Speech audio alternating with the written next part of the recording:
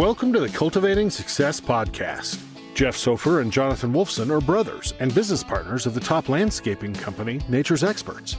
Nature's Experts is home to 6 companies that cater to all your outdoor needs. To learn more about Jeff and Jonathan, simply visit us at www.naturesexperts.com. On the podcast, Jeff and Jonathan bring together other business owners and entrepreneurs to share with you how they developed a prosperous company and how you can too. You will gain insights and meaningful advice on creating the building blocks to success and longevity in the entrepreneurial realm. And now, here are your hosts, Jeff Sofer and Jonathan Wolfson. So welcome, Mitch, to the Cultivating Success podcast. Jeff and I are excited to have you here today. Hi, Mitch. Hi, guys. Great to be here with you.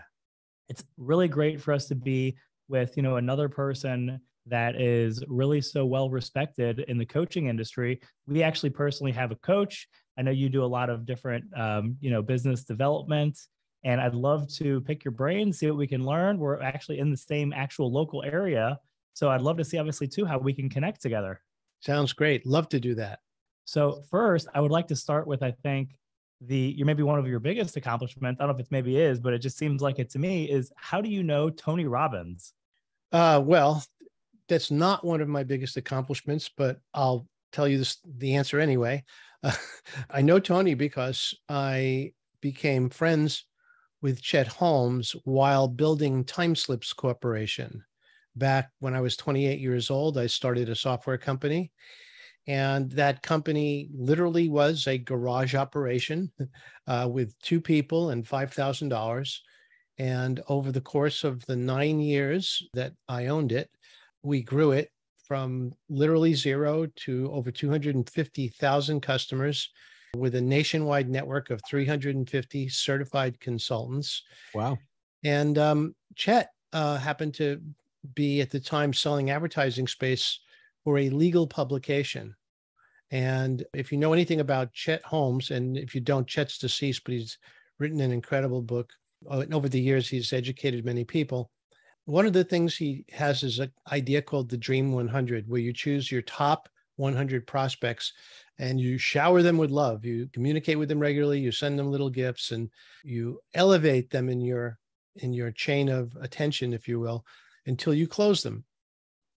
I like that. That's an interesting thing. That's So, cool. Yeah. So I became one of his Dream I thought of 100 something that way. clients. Yeah, exactly. And you'd be surprised. It works really well. I mean, I duplicated the process myself, and it's very effective. So I became one of those potential clients for him. It took a year and a half for him to close me. But when he did, I came on board the publication to a roaring success. I mean, we had never really opened up the Los Angeles, California legal market before.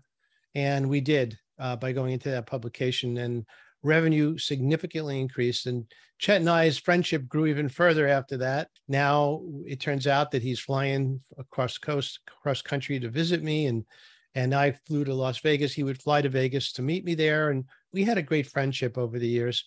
And then after I sold the company, I hired Chet to come in and help me at Sage, do sales trainings and talk more about how to scale selling and sales operations. So he was someone I really respected, number one. And more importantly, he was a great friend. So years later, after I had sold the company, I was now sort of sitting in my little cubbyhole trading options professionally for a couple of years, and get a phone call from Chet. And he says, "Hey, could use some help over here. Can you help me out?" And I said, "Sure." So I jumped on board and started helping Chet with his company. Within 6 months, I was running it. I was the president of the company, and now had all 8 divisions at the time reporting to me. And then he announced one day, he goes, "Okay, well, I'm going to be flying out to Canada to meet with Tony Robbins. It's something I've been trying to get done for a long time. Would you be available for a phone call if Tony wants to talk to you?" And I said, "Tony Robbins? Wow, sure. Yeah, anytime." So it turns out that Chet flew back. I never got the call, figuring maybe it didn't work out or he didn't connect. He goes, no. The 3 of us need to get on the phone together and talk about how we could build a company together, the 3 of us. And I said, great. And so Thursday nights at 10 p.m. Eastern time, for the next 6 months, most Thursday nights, I was on the phone with Chet and Tony, and we were trying to brainstorm exactly what this business would look like. We finally figured it out, and we announced it and filled a stadium at the Mirage Hotel, the old hotel in Las Vegas. The old hotel in Las Vegas. We filled the convention center there with 550 attendees. And I think we were selling those seats for $10,000 a seat, believe it or not. And we were able to get that whole place filled, and we recorded 56 hours of keynotes and videos and trainings. And that became our first product. That became the Ultimate Business Mastery System. And it was with that product and using the techniques that both myself, Chet, and Tony had perfected over the years, we grew that business to nearly 30 million before Chet died. And then it fell apart? At that point, let's just say that we were all very, very distraught by the loss of Chet, number one. And also, the timing was really not good. And a lot of what we went through, Chet was sick for 16 months. And honestly, this poor guy really suffered in those last 16 months. And we were exhausted. I think the team was exhausted. The management team was exhausted. And at that point, I was so really grief struck that I asked Tony if he thought it would be okay if I dropped out. And I resigned. And I didn't know what I was going to do next. I had nothing. I thought of myself as, well, you're a guy with hardly any talent at all. All you know how to do is build companies and run them. But meanwhile, I called Jay Abraham. I don't know if you know who Jay is. Jay's a friend. And Didn't he start Slim Fast? No, it's maybe that's a different Jay Abraham. Yeah. Jay's an advisor to many, many businesses. I would call him a rock star, certainly senior to me. And I look up to him in many ways, a mentor in every way. And I called him up and I said, Jay, what do I do next? And he says, I don't know, Mitch, but you got to find a way to teach what you know to others. And I said, okay, Jay, what does that mean? He goes, I have no idea, but that's what you got to do. So I thought about it. I started writing, and that became my first book. And that book is called The Invisible Organization. And it was all about how to take brick and mortar companies and convert them to fully digital virtual companies. And that's the quick story of how Tony Robbins and I got to work together. So I have a question. So John started it by saying to you, wow, this is probably one of the biggest accomplishments or highlights of your life, of meeting Tony Robbins. Your answer was, well, I'll tell you all about it, which you just did. And you also said, that's not one of my biggest accomplishments or quote highlights of my life. What are your biggest accomplishments? Well, on a business level, I think my biggest accomplishment was starting Timeslips Corporation. Okay. That to me, I had only ambition, no skills, no experience. I had some common sense. I had some good life lessons and, a solid parental relationship. My dad was an entrepreneur growing up. And so I started Timeslips, as I mentioned, with $5,000. And we ended up selling it for 8 figures.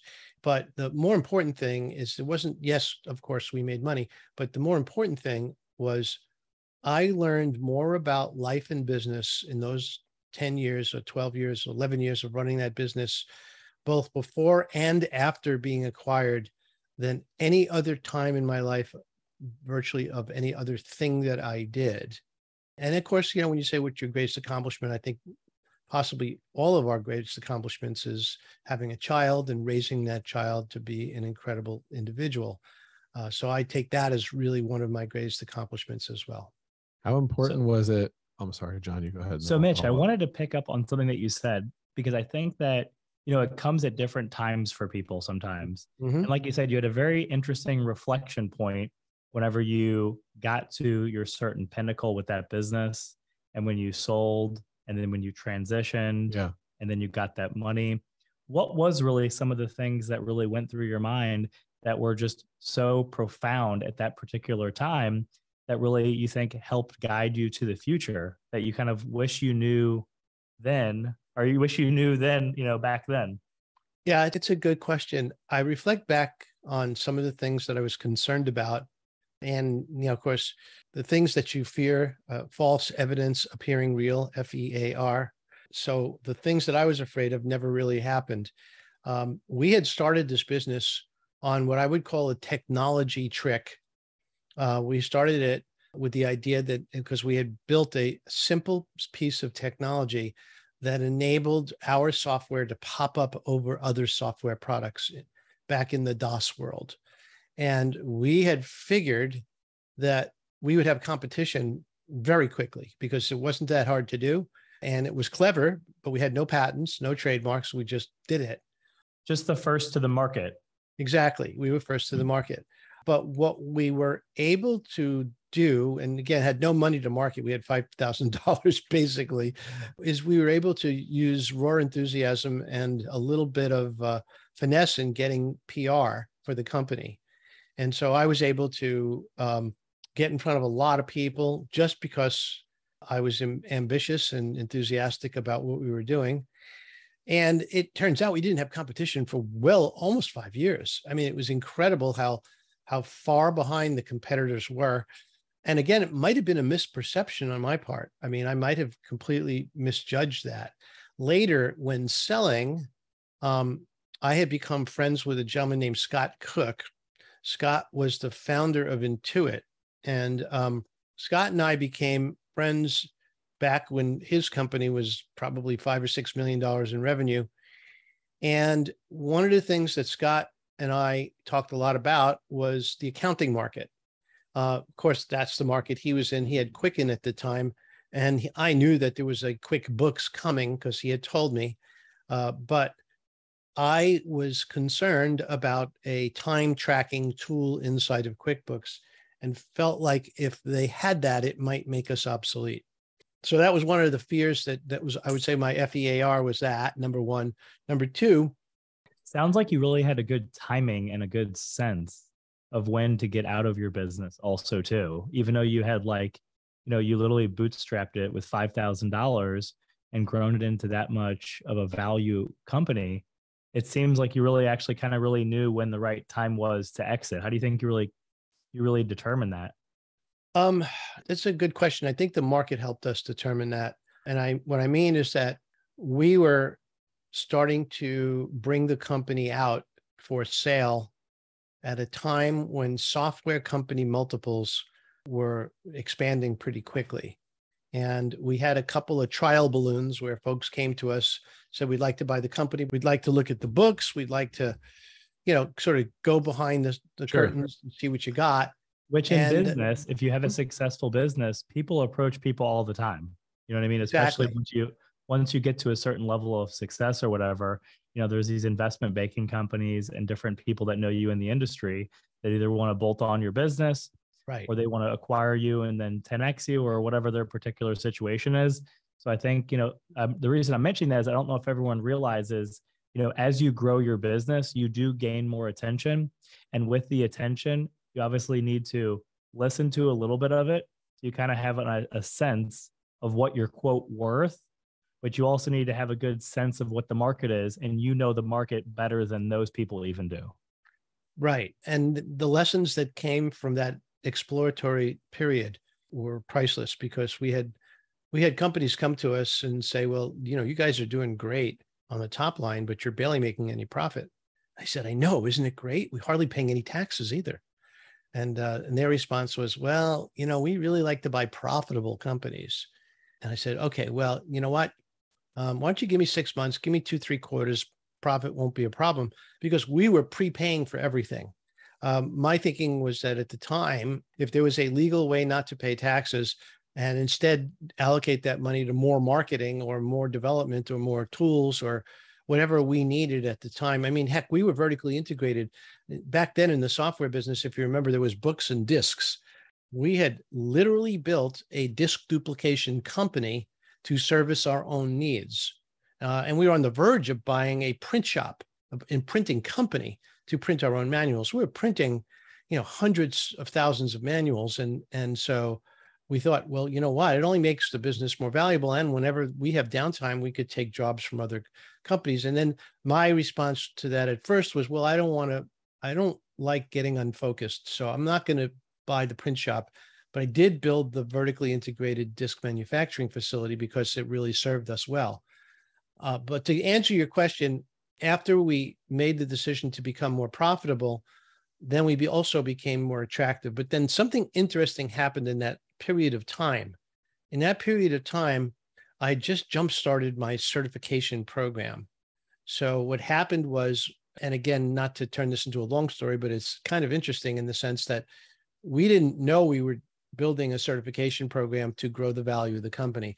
We simply were trying to solve an operational problem, which was we're selling so much software that we have too many calls coming in on the support lines, and we had no way to handle them. So we tried different ideas, and ideally we started to enroll our own customers to go out into the field and help other customers with problems with setting up software and fixing issues. How did you do that exactly? Like how did you enlist them to do that? What was their benefit? I'll tell you how it started. We were very, very, very on top of, as I said earlier, on PR. And in fact, we were a little bit ahead of the time. We were giving away thousands of copies of our software to law schools all over the country to seed lawyers into using time slips even before they got out of school. And so in particular, we also gave our software to many of the technology heads of the bar associations all over the country. And at this point, we had a person calling from, I think it was Los Angeles, who said, "Hey, your software crashed my computer. It's not now, nothing works. I'm going to sue you," and which is a typical threat you hear from lawyers. We heard it all the time, quite numb to it at that point. And I said, "Well, no problem. We'll just take care of it. Where are you located?" And then she told me, and I said, "Oh my God, how can I get somebody out there?" And I didn't have anybody to send out there, and it was going to be 3 or 4 days before I could. And so I said, "Well, who's in the area and who do I know?" Well, I'm an extroverted person, very social. So every time I travel to every city I go to, I would rent a restaurant, a dining room, and I would invite customers, and in particular, those, what I call the power users in the group. I'd send a note to the user base, say, "I'm going to be in the Los Angeles area. You're all invited to dinner. Come have dinner with me." And then we would have these little dinners. I get to know people that way. Well, one of the people I got to know was a law office, a person who was an administrator for a law office. And I had, all of a sudden, her name popped into my mind. And I said, "Let me call her and see if she's close enough to this woman. Maybe she could help." And it was amazing. So I did. I called her up and she was thrilled to help me. And she went out there. She fixed the problem in 2 hours. It was no problem at all. And then she said to me the words that changed my life. She said, "And if you ever need anybody else to go out and work with your customers in this area, please let me know." And I thought to myself, oh my God, well, what would happen if I had 2 of her, maybe 4, maybe 10, maybe 30, maybe 100, maybe 200 people all over the country who would be willing to help other customers? So that gave me the idea to build certification. So then we created a test, and we stumbled quite a bit. I mean, we didn't do it right the first time. We had Did to they get like a fee to help the customer, or what was their? Oh yeah, we charged. What was their motivation to do it, and how did you find candidates? Well, the finding candidates was easy. All we did was send at the time we sent out a notice to all of our user base and said, "We are looking for the tip top part of our user base. We're looking for the most experienced, most skilled people in the user base to take a test. And we're letting you know that 80% of you are going to fail, but the 20% who don't fail, we'd like to certify you. And if that works out, we could recommend you to other clients who are looking to hire certified consultants to help them either train their staff or work with the software."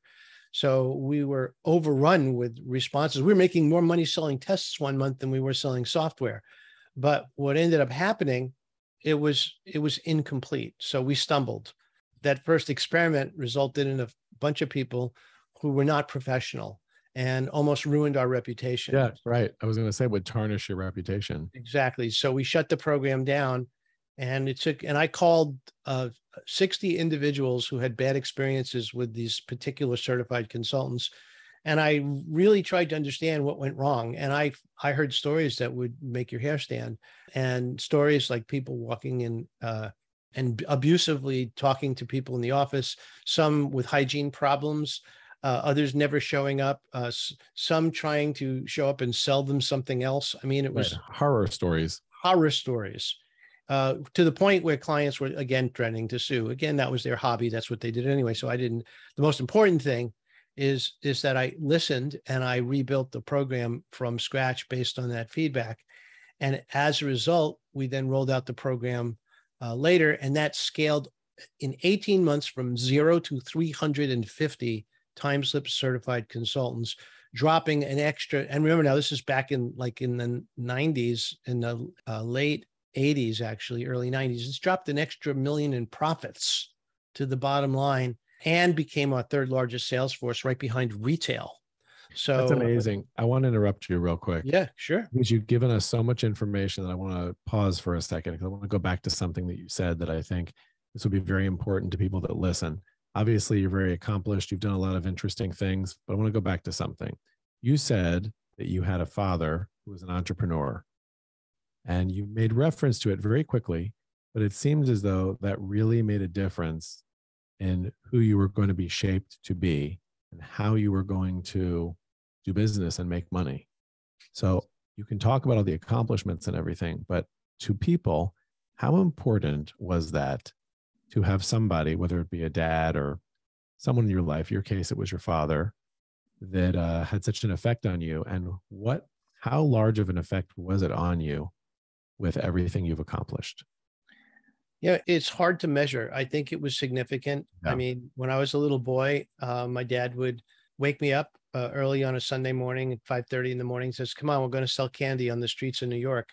And we'd basically get in the car, and along the way, as we drove downtown Mott Street, Manhattan, we'd find a door or a plank of wood and pull out two horses from the trunk, set up a table, put baskets, in Easter in particular, we would sell 60 to 100 baskets on the streets in Manhattan, which were candy baskets, all tied up with colored paper.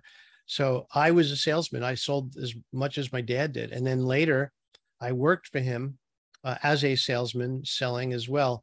So my dad, and by the way, my dad and my mom, they were what I would call a average to lower middle class family. We were not wealthy at any level. My friends, by the way, got brand new Firebirds and Corvettes when they turned 17. And I got a watch, which was great, but you can't really pick up girls or drive with a watch. So I bought my own car for $625, which was a green 4-door used Pontiac Tempest. Not quite as impressive, if you will. Yeah, sounds like your dad was a promoter and taught you to be one. He was. One quick story about my dad, because he opened up a series of candy stores all over Manhattan.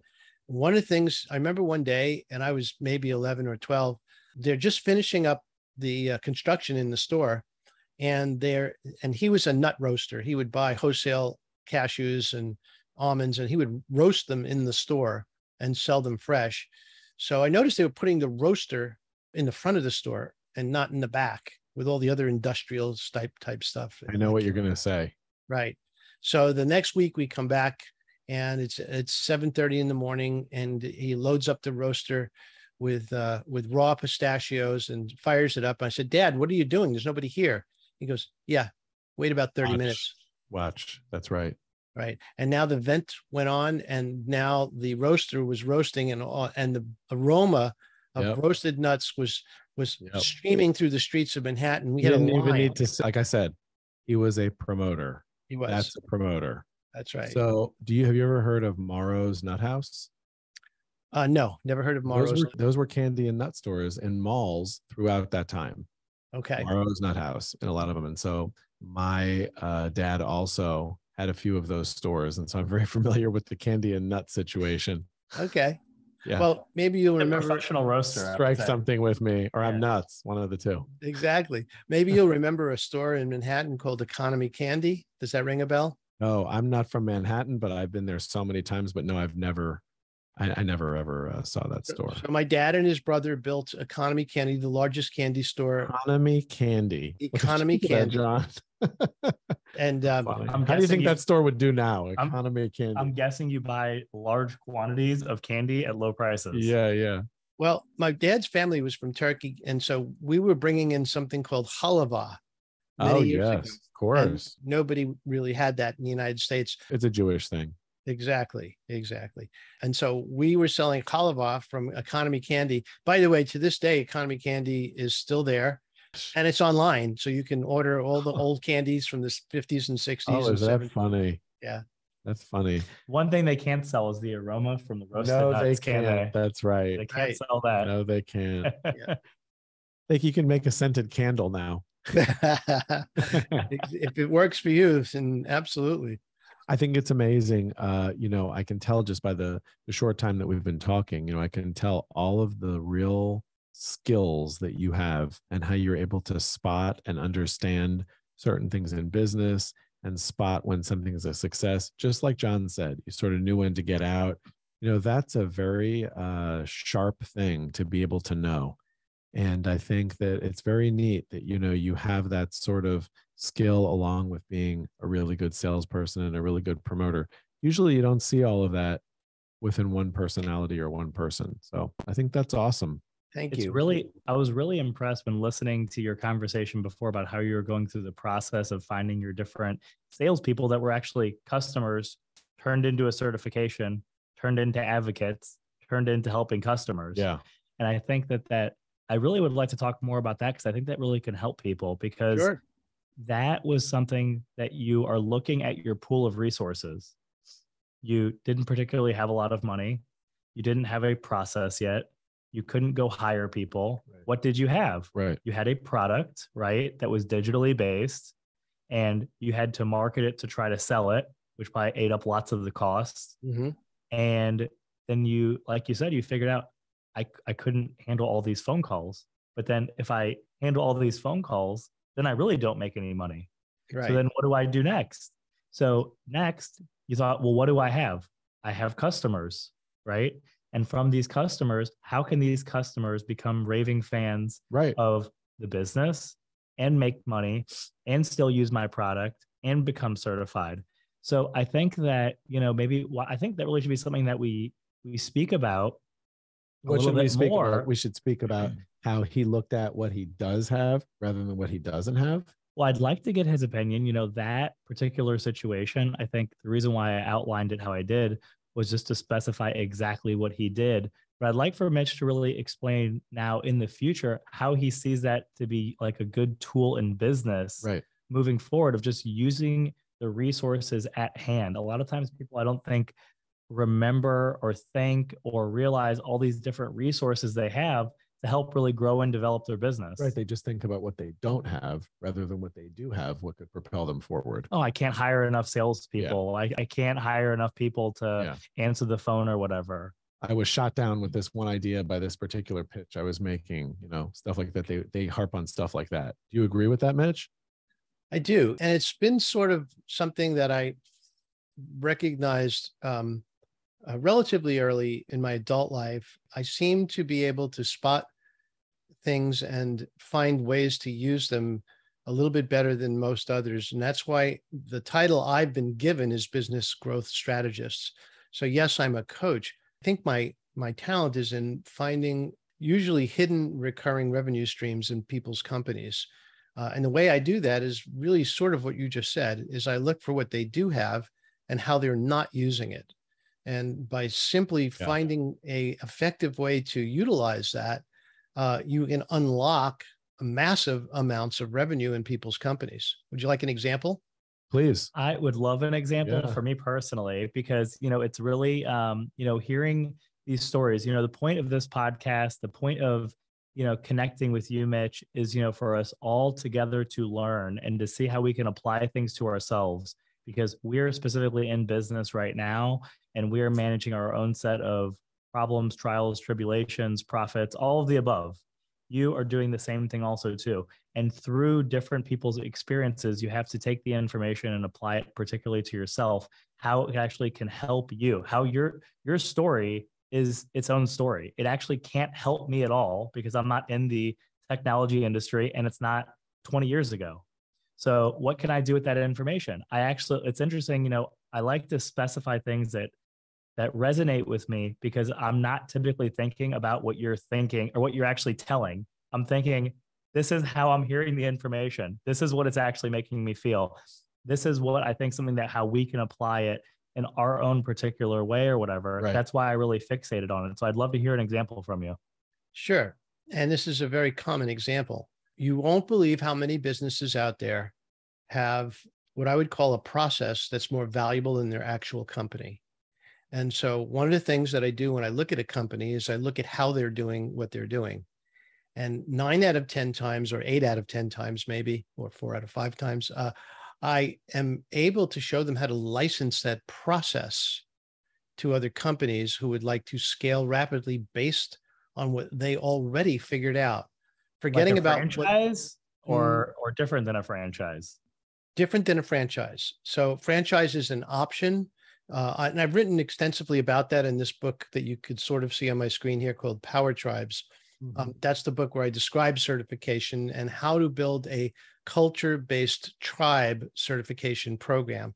But in there, we talk a little bit about this idea of looking at a company. And I'll give you an example. There's a company that does a great job of staffing, and they have a staffing company. Well, the staffing company was doing $4 or $5 million a year, right, and they were like knocking their brains out to do $4 or $5 million a year. And I took a look at what they were doing, and I said, do other companies do this? Do other companies do what you're doing here? And what about that? Do other companies do that too? Or turns out they had invented a lot of very cool stuff. And the reason they weren't, wildly profitable and growing at 200 or 300% was because they were inexperienced and were missing some of the tools available to companies that are larger than they were. But that process was so valuable that we were able to take that and package it and find other staffing companies that wanted to license the process. And in some cases, we were able to do so either through a consulting relationship or through a literal licensing relationship. And in some cases, in other companies, we start there and then we build a certification program around that. Does that make sense? Makes sense. It does. I think it kind of is. So how I take that information is, certification used to be a bigger thing than it is really now. You know what I mean? So like there definitely are licenses and certifications you have to have in like the trade industry. But I definitely remember, a while back that, certifications were like such a big deal that in order to operate, that you were associated with this particular way or process of doing things. And I think now, so you fast forward now, there is a lot of resources, right, that are available, but they actually aren't really formally processed and packaged together to really make actual value. There's infinite value out there on the internet. There's infinite conversations like we're having going on right now that you can find, and you have to pull out, these valuable pieces out of each one of those different things to create this process, this certification. And I think that people don't realize probably I bet there's a lot of processes that just aren't formalized and available for people because, there's a lot of that. Most businesses in the technology field are looking for like the biggest net that they can cast, right? Right. And there's still so much out there where you took this company that does employee staffing or whatever, that there's probably really, really big companies that are really expensive that can help them do the same thing. But there isn't somebody in the middle that can really help these people at an economic standpoint, but it actually does give them clarity and confirmation of, what is the best way to take my business to the next level from 1 to 4, 4 to 8, whatever their particular situation, might be or whatever. Well, I guess part of what I wanted to make clear is that the word certification is sort of like the word love. It means a lot of different things to a lot of different people under a lot of different conditions. So if you were to buy a coach certification from a high-end coach, I know one coach in particular charges $18,000 to be certified in his quote unquote process. And God bless him. I think it's amazing that you can get that, because when you're done, you get an 8x10 certificate suitable for framing that you can hang right behind your It doesn't Zoom include window. the frame. Does not include the frame. So, and no frame, just this suitable for framing. 8x10 certificate. You have to use your own ink. you get it printed and everything, probably run off on the You don't have to buy the secretary's toner. Yeah. No, but the point I'm making is that there's no business model there.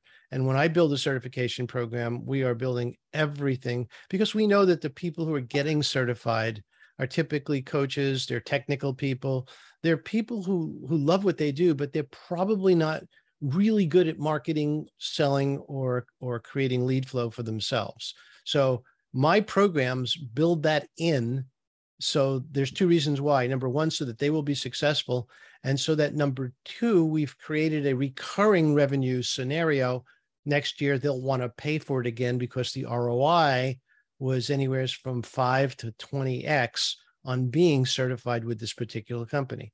So that's the sort of things I do. And in general, we're finding anywhere from 1 to 8 streams of recurring revenue inside of a company after certification.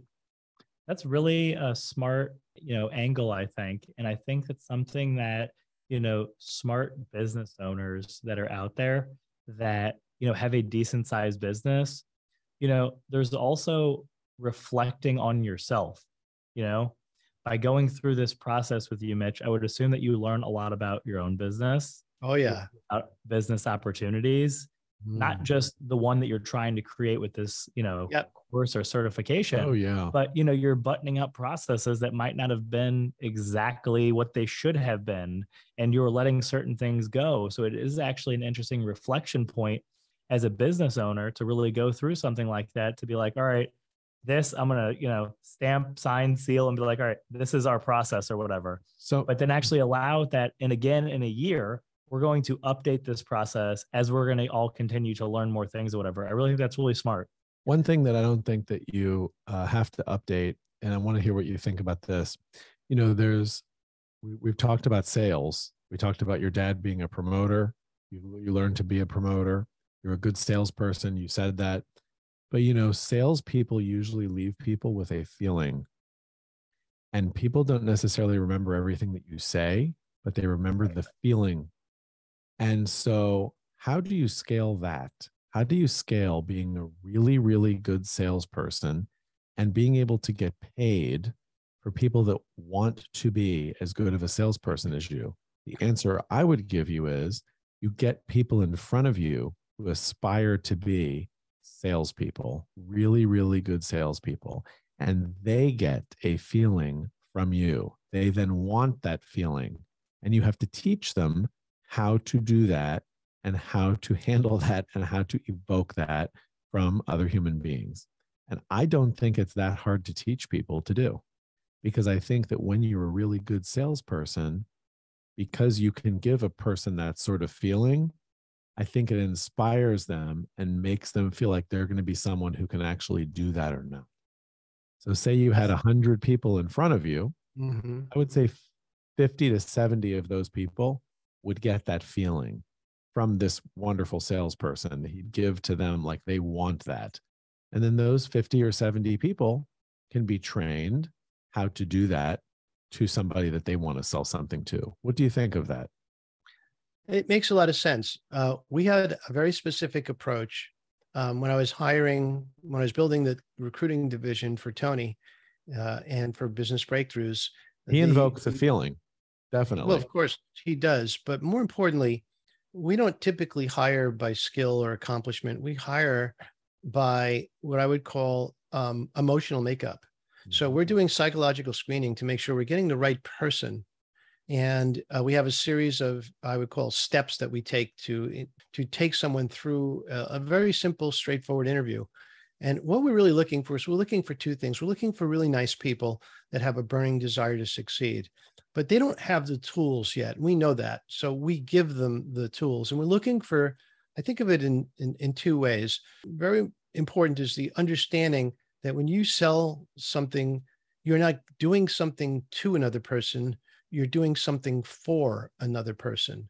And that's a very important thing to remember. And part of the education is to make sure that your salespeople really fully and truly understand the value of the product.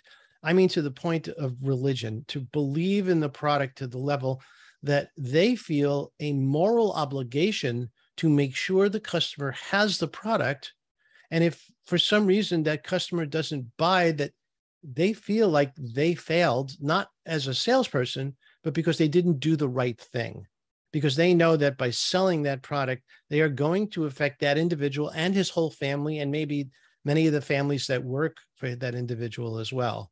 And You're really getting Yeah. into perspective, there's really a certain perspective when you're talking about the sales, product, service, process of, what kind of language you really need to speak to your customer, so they actually understand where you're coming from, how you're driving your value, the service that you're providing for them, why it's going to either save them time, stress, energy, or money, whatever that might be. All of that plus System. systems. Yeah. Everything there must be a system behind all of this. And that system is never something that you create, roll out, and are done. It evolves every single week. So in my process, when we work with salespeople, we are literally debriefing every week, and we are rewriting the actual script every single week. So we learn something every week from someone on the team who had a really bad or a really good call. And then we dissect that and figure out what could we do to enhance the current process today. And I think that nothing happens until someone sells something in this world. So I think that the more that you can teach people how to sell whatever it is, whether it's an idea, whether it's a product, whatever it is, if you can really teach someone, which you can, if they can get a feeling from you, if you are someone who's a very good salesperson and a good promoter, I think that you can empower people with sales, because the truth is you sell everything. You sell yourself, you sell relationships, you sell everything that you're involved with. That's so true. I really think that how to become a success and how to be successful is mastering how to sell yourself, your feelings, whatever it is, to evoke things from people, to get them to either do what you want or buy into what you're saying, and then properly and professionally handle what you're doing with your business that way. To properly execute on sales, you have to do systems. You have to have systems to be able to execute what you're actually wanting to do. Right. And Jeff, I've been sitting here wanting to just ask you here. Yes. What is systems even? What's the acronym for that? Well, you just said it a few minutes ago. No, please. You want to say it together? No, please. Okay. Please take it. Well, it's, I don't remember this actual minute, but I know it's saving yourself stress, time, energy, and money. There you go. It took me a minute. I blanked out for a second, but no, the reason why you've given me such a feeling on selling to me what you're saying that I was. Yeah. Well, listen, that. Selling is part of systems. It's part of saving yourself time and energy and money. Is you want to make sure that you're valuable every single second. It is. And it's funny that you bring that up. And I'll tell you this too, Mitch, so John likes to think in a very logical manner, and it has served him and the two of us really, really, really well. And I am logical to some certain degree, of course, but I really am about more emotions and feelings and all of those things with sales and how I handle myself really all the time. And I think that for me, I have found success, real success, in evoking that with people. It's not like I go around being an evangelist, getting people to buy into everything. I'm just being myself. But I think if you speak from a place of facts, you speak from a place of really being true and genuine to people and having some charisma, I really do think that people are affected by that, because all human beings most really want to be involved with people that are nice and really will, of course, solve a problem for them. And like you said, doing something for them, not to them. Right. And I think when they get that feeling from you, I think it really helps make someone open to want to either buy into what you're saying or buy your product.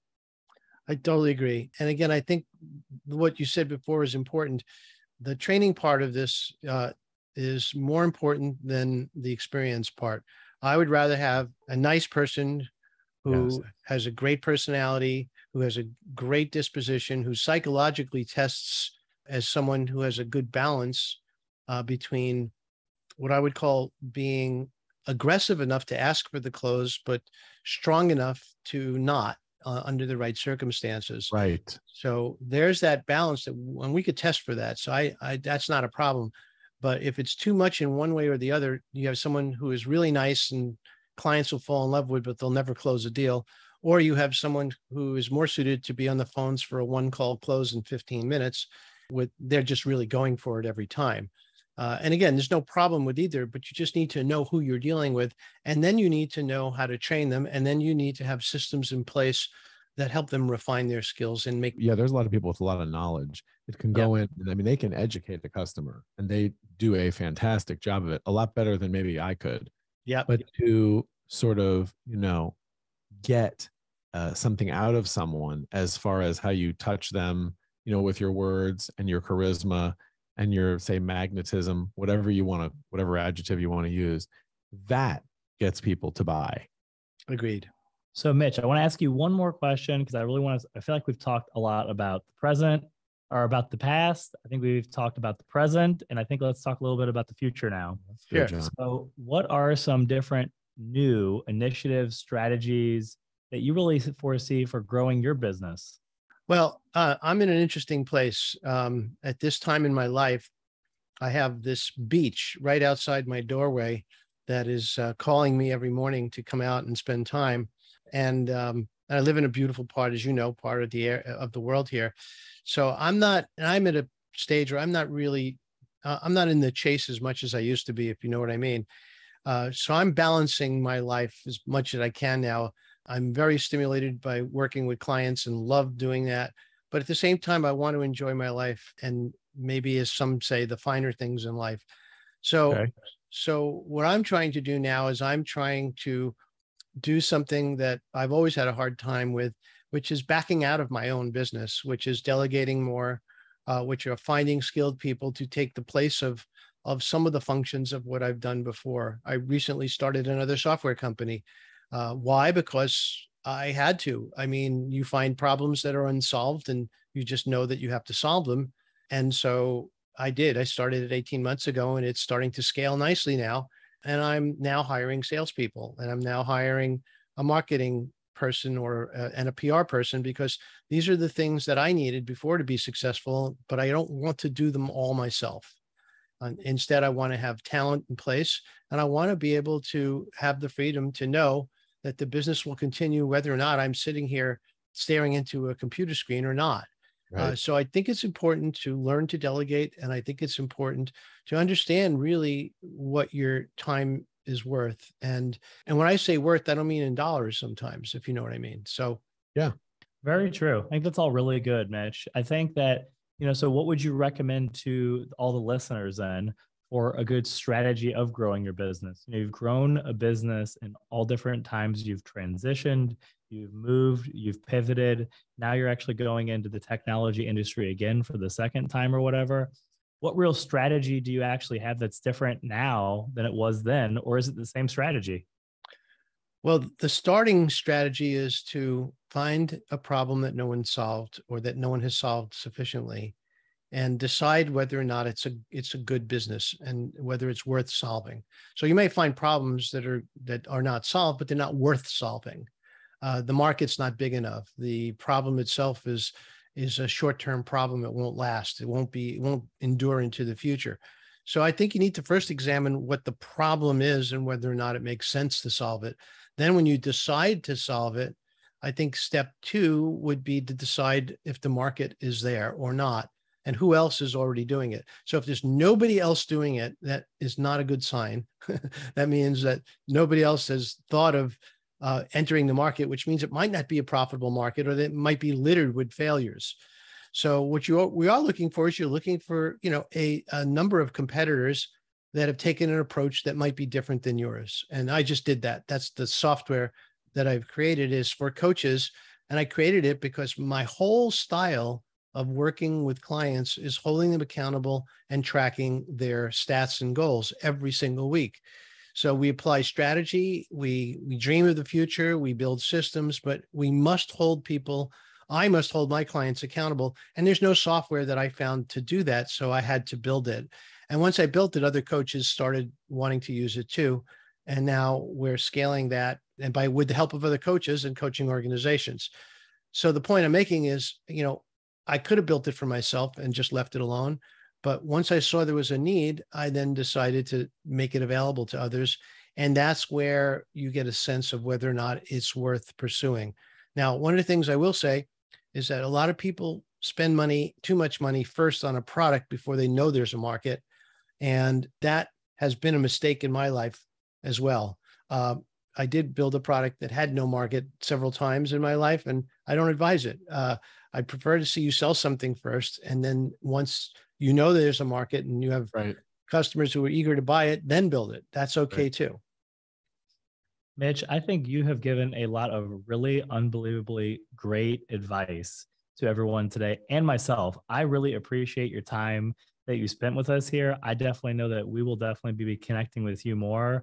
I think that you have a really great perspective on, business and opportunity and just different ways of looking at what you already currently have. So I think it would really be great if you explained to everyone how they can get in touch with you, just in case they want to connect with you. I think that you have a lot to offer with really any type of business person, really finding more resources within what their current organization is that they might not even realize the value that they actually have in it already.